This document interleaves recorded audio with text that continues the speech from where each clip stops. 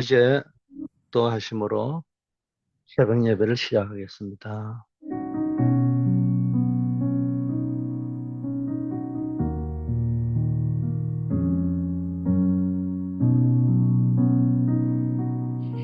아버지 하나님, 우리를 현장을 살릴 빛의 파수꾼으로 불러주심을 감사드립니다. 또 만민에게 구원의 복음을 전할 복의 권능으로 불러주심을 감사드립니다. 오늘도 이 축복을 누리는 자 되게 하소서. 예수 그리스도 이름으로 기도드립니다. 아멘. 하나님의 말씀 출애굽기 20장 24절 말씀입니다.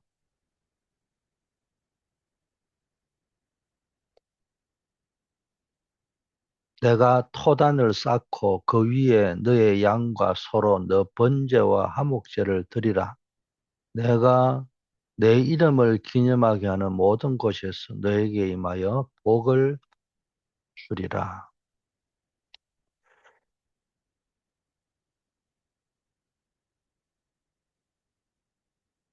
우리가 신앙생활을 할 때 가장 중요한 게 뭐냐? 무엇을 열심히 한다 이런 것보다 더 중요한 것은 누구의 이름으로 하느냐가 중요합니다. 하나님의 이름을 기념하는 그곳에 모든 복이 담겨 있습니다. 오늘 그 이름의 비밀을 누리는 복된 시간이 되기를 축복합니다. 우상 숭배하면 반드시 재앙이 올 수밖에 없습니다. 그러므로 우리에게는 복음이 반드시 필요합니다. 성경에만 우상 숭배를 하지 말라고 말씀하고 있습니다. 우상 숭배하면 3, 4대까지 망한다고 예언하고 있습니다. 성경이 우상 숭배를 엄격하게 금하는 이유는 그것이 단순히 종교적 행위가 아니라 사단과 소통하는 통로가 되기 때문입니다.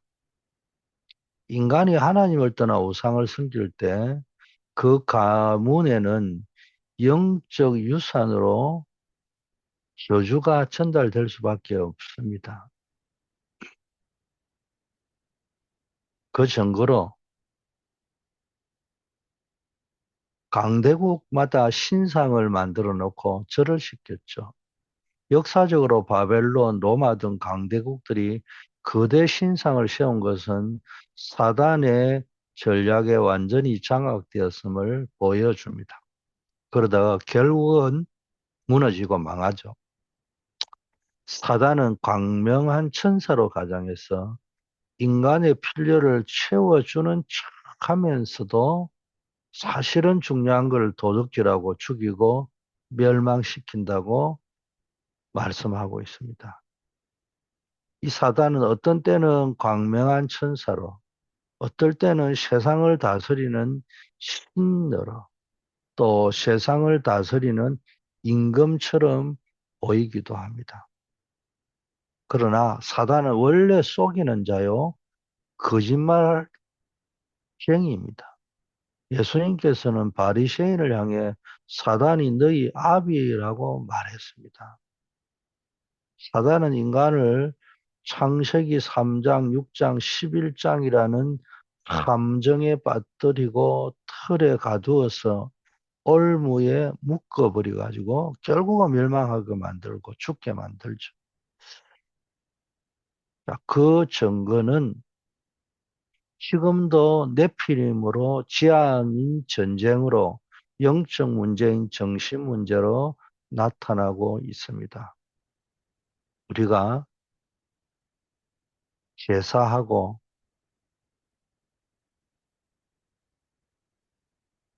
굿하고 우상 숭배하면은 그 능력이 당장 나타나죠. 눈에 보이게. 귀신이 임하고 사단이 우리 집안에 들어와 장악하기 때문에 당장은 역사하지만 그걸 모르는 거예요. 눈에 보이는 문제는 해결되는 것처럼 보이지만 임시로 그것도 해결되는 것처럼 보이지만 귀신은 조용하게 그거를 주는 척 하면서 들어와 장악합니다. 그러고 나면은 다시 재발이 되는 거예요. 이 모든 문제는 오직 하나님만이 해결할 수 있습니다. 하나님의 아들이 나타나신 즉 그리스도께서 마귀의 일을 멸하심으로써만 해결되는 겁니다. 하나님께서는 광야 가는 길 동안 이 언약을 주신 것입니다. 그래서 우리가 오늘 확실하게 알아야 될 것은 사단의 함정과 틀, 올무를 깨뜨리는 유일한 길은 오직 그리스도의 이름을 부르는 것입니다. 현장의 영적 실체를 바라보고 이 언약을 붙잡아야 됩니다. 성경적 그를 여러분이 제시하려면 다니엘 3장에 나오는 느부갓네살 왕의 금신상 사건을 한번 보십시오. 왕은 신상을 만들어 절하게 함으로써 국가적 우상 숭배를 강요했지만 사드락과 메삭과 아벤노고는 오직 하나님의 이름을 기념하여 절하지 않았습니다. 결국 풀무불 속에서도 하나님이 임재하셔서 그들을 보호하셨고 도리어 하나님의 이름이 온 땅에 정거하게 된 것입니다.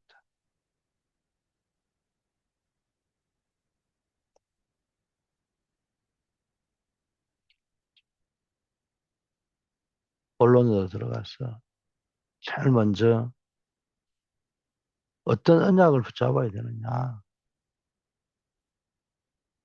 내 이름이라고 했습니다.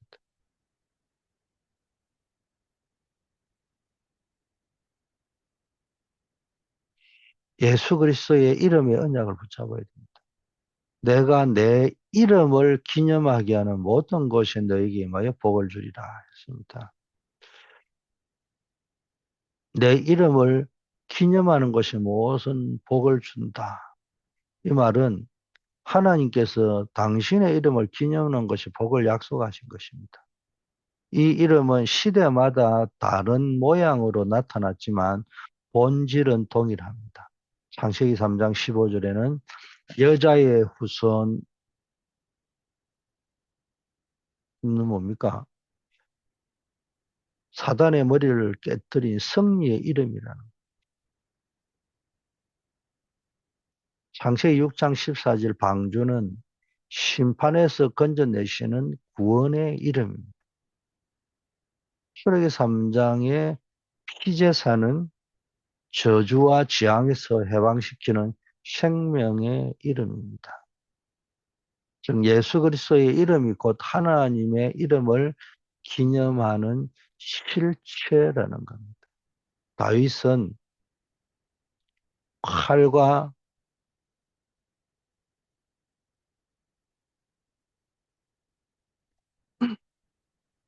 창이 아니라 만군의 여호와의 이름으로 골리앗 앞으로 나아갔죠. 보이지 않는 하나님의 이름의 능력이 눈에 보이는 골리앗의 갑옷과 힘을 완전히 무너뜨려 버린 것입니다. 그래서 오늘 여러분의 고민과 현장에 부딪히는 문제 앞에서 내 이름이나 내 능력이 아닌 예수 그리스도의 이름으로 승리하시기를 바라겠습니다. 예수 그리스도의 이름을 부르는 순간 흑암 권세가 무너지고 하늘 보좌의 문이 열리는 줄 믿습니다. 두 번째, 내가 내 이름을 기념하게 하는 모든 곳에서 너에게 임하여 복을 주리라 했습니다.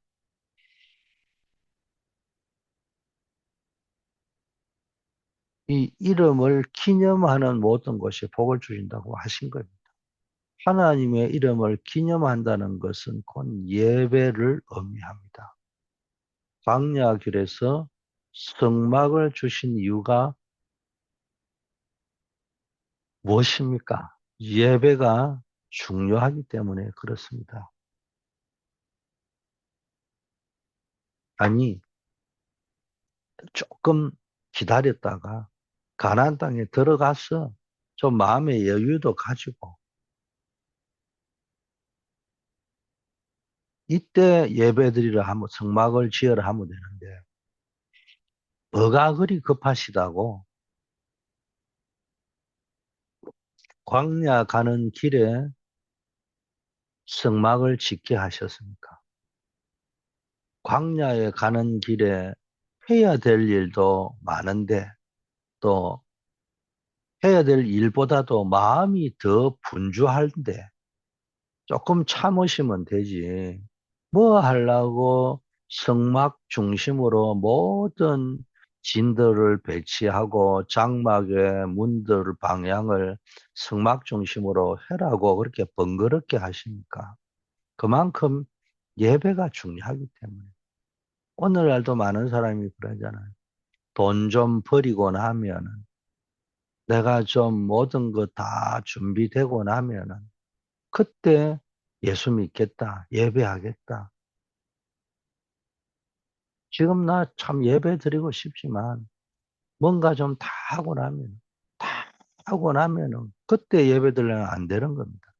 그래서 항상 처음부터 첫 열매를 하나님께 드리라 한 말이 뭡니까? 처음부터 결단하고 예배 드리라. 바쁩니다. 분주합니다. 시간이 없습니다. 마음이 여유가 없습니다. 딱 광야길하고 똑같은 거예요. 광야 가는 길이 원래 그런 데인 거예요. 두렵죠. 좀 안심이 되고 나면, 좀 여유가 있으면, 여기서 우리가 실패하게 되는 겁니다. 그래서 모든 우선순위를 예배에다가 두라는 겁니다.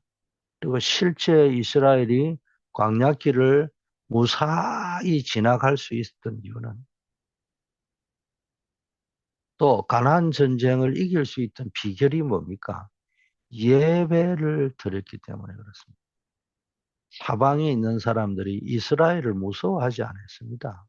광야 가는 길에 있는 대적들이, 민족들이 호시탐탐 이스라엘을 노렸지만 이스라엘이 무서운 게 아니었어요. 가나안 족속이 볼 때 이스라엘이 무서운 게 아니었단 말이에요. 그런데 뭐가 무서냐? 이스라엘을 믿는 하나님이 저들을 출애굽을 시키고 홍해를 건너게 하고 광야길을 인도하시는 방법, 요단 여리고를 무너뜨리는 소문, 이거 듣고 전쟁을 하기도 전에 도망갔다고 되어 있죠. 마음이 녹았다고 되어 간담이 녹았다고 되어 있잖아요. 그러면 예배의 결과가 눈에 보이는 거는 아무것도 없어요. 그럼 여리고를 볼 적에 견고한 여리고가 서 있은 겁니다. 근데 막상 가보니까 이미 간담이 녹아가지고 도망가 버렸다고 되어 있죠.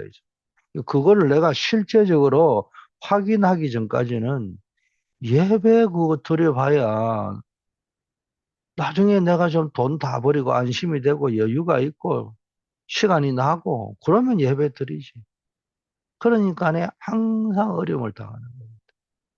그 모든 것이 뭡니까? 광야의 성막은 이스라엘 백성이 하나님의 임재를 체험하고 언약을 확인하는 중심지였습니다. 우리는 이제 셋들을 통해 후대와 민족을, 다민족을 살려내고 안식일은 금토일 시대, 기도의 힘을 얻는 묵상 시대를 여는 겁니다.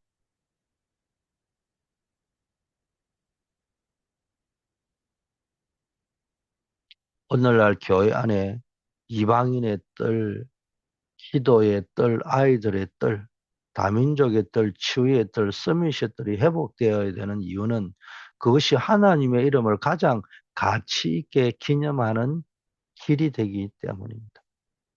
금토일 시대를 열어서 깊은 묵상으로 들어갈 때 영적인 힘을 얻게 되는 겁니다. 안디옥 교회는 사도행전 13장에 보니까 금식하며 주를 섬겨 예배할 때 성령의 인도를 받아서 선교사를 파송했다고 했습니다. 예배를 통해 하나님의 이름을 기념할 때 세계복음화의 문이 열린 사례입니다. 우리가 정말로 예배하고 예배 때 받은 말씀 붙잡고 기도할 때 모든 문들이 열리는 겁니다. 주일 예배는 단순한 의식이 아니고 하나님의 이름을 기념하는 최고의 축복의 시간인 것, 축제의 시간인 겁니다.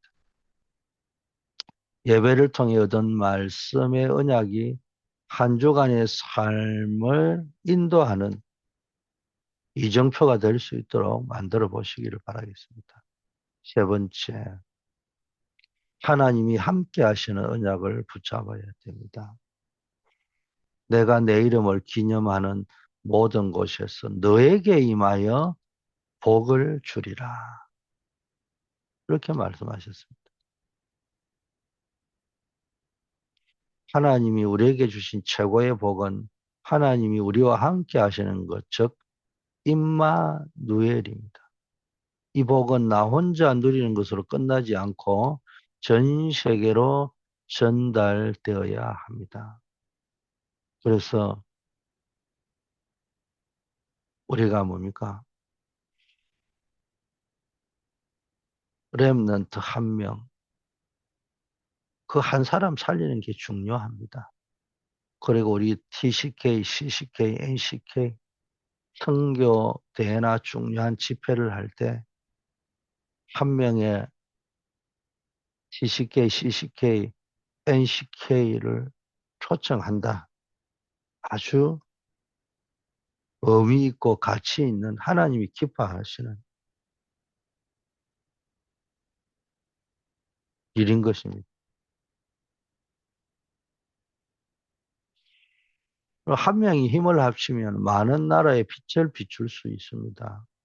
한 사람의 제자가 세워질 때 한 나라의 흑암이 꺾이는 겁니다.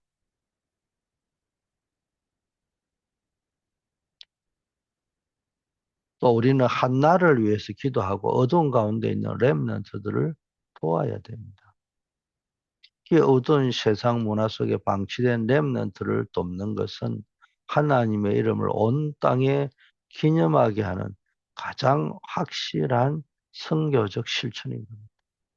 요셉은 노예로 팔려가고 감옥에 갇혔지만 여호와께서 요셉과 함께 하심으로 형통한 자가 되었다고 했습니다. 개인의 위기가 도리어 임마누엘의 복을 증명하는 선교의 기회가 된 것입니다.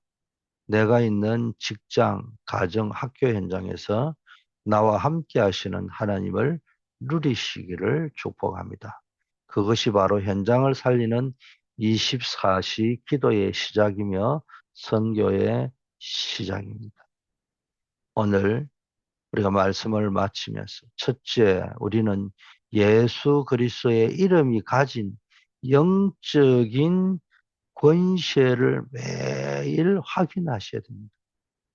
둘째, 예배를 통해 하나님의 이름을 기념하는 영적인 플랫폼을 견고하게 세우셔야 됩니다.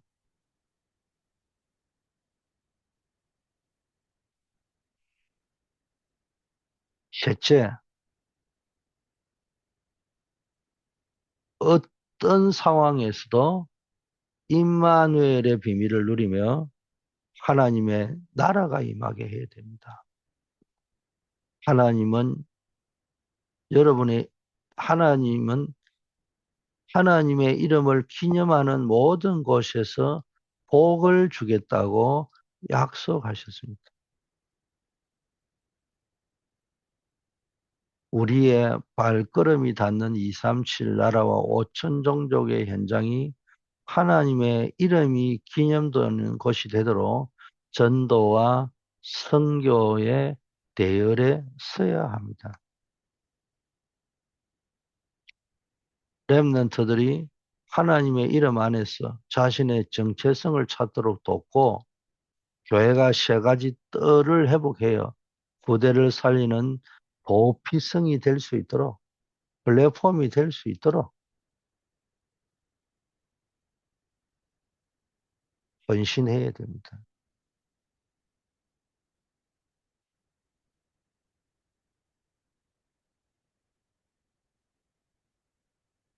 아버지 하나님, 사단의 머리를 깨뜨리신 여자의 후손 예수 그리스도의 이름으로 오늘 내 삶의 모든 흑암이 무너지게 하옵소서. 예수 그리스도의 이름으로 모든 현장의 우상과 지향을 꺾고 승리하게 하옵소서.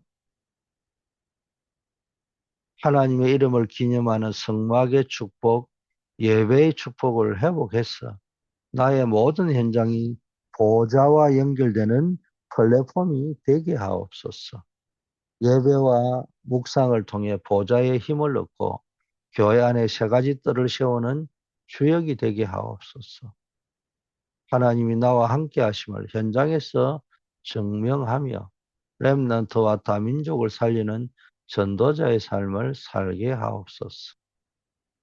임마누엘의 축복으로 237 나라와 후대를 살리는 빛의 경제와 응답을 누리게 하옵소서.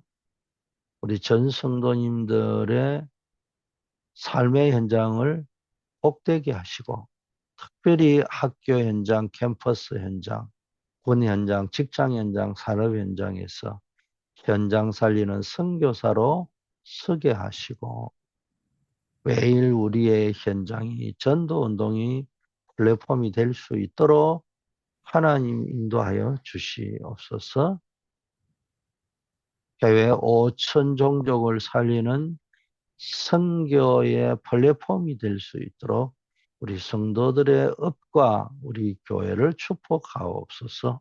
선교 현장에 있는 우리 불가리아의 이규호 선교사, 러시아의 이성현 선교사, 르완다의 우리 안정현 이해나 선교사님,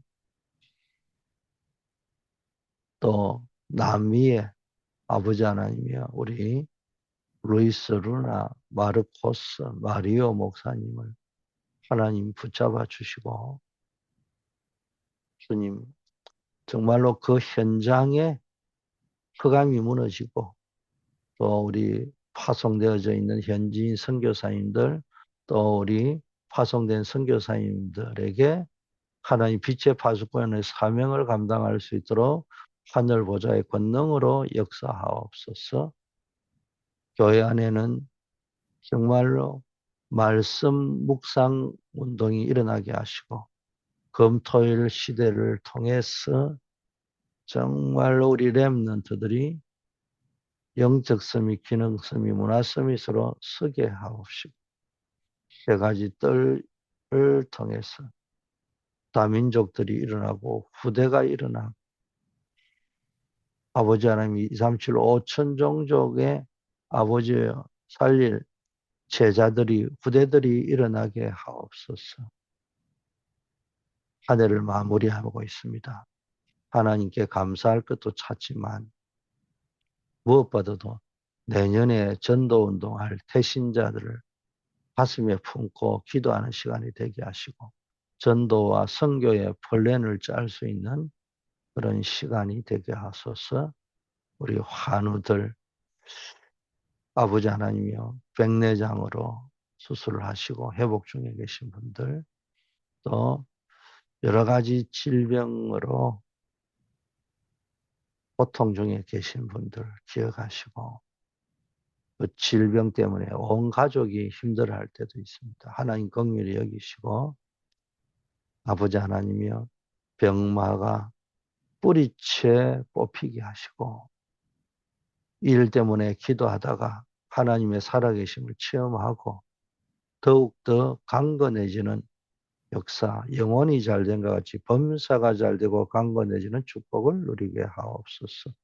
어려움 때문에 기도하다가 하나님의 위로를 받게 하시고 주께 받은 그 위로와 답을 가지고 다른 사람에게도 증거할 수 있는 증거거리가 생기는 복된 시간이 되게 하소서. 중요한 일들, 사업들을 앞두고 기도하는 분도 계십니다. 아버지여, 또 여러 가지 결혼이나 또 아버지 후대를 놓고 기도하는 분들도 계십니다. 하나님 모든 막혀있는 문들을 열어주시고 응답하여 주시옵소서. 특별히 새벽마다 깨어서 기도하는 우리 파수꾼들에게 하나님 그들의 가정과 후대들에게 복에 복을 더하여 주시옵소서. 우리 사역자들, 중직자들, 아버지 한 분 한 분들 위 하나님의 큰 은혜가 임하도록 인도하옵소서. 예수 그리스도 이름으로 축복하며 감사하며 기도드립니다. 아멘. 만왕의 왕이요 만주의 주가 되신 우리 주 예수 그리스도의 은혜와 하나님 아버지의 무한하신 사랑하심과 성령님의 교통, 충만, 역사하심이 만복의 권원 되신 그리스도의 이름으로 또 그리스도 이름을 기념하는 성막의 축복과 예배의 축복을 회복하도록 또 하나님이 나와 함께하는 증거를 가지고 현장을 살리는 전도자의 삶을 살기로 결단한 모든 새벽을 밝히는 빛의 파수꾼들 위해 이제부터 영원까지 함께 계실지어다. 아멘.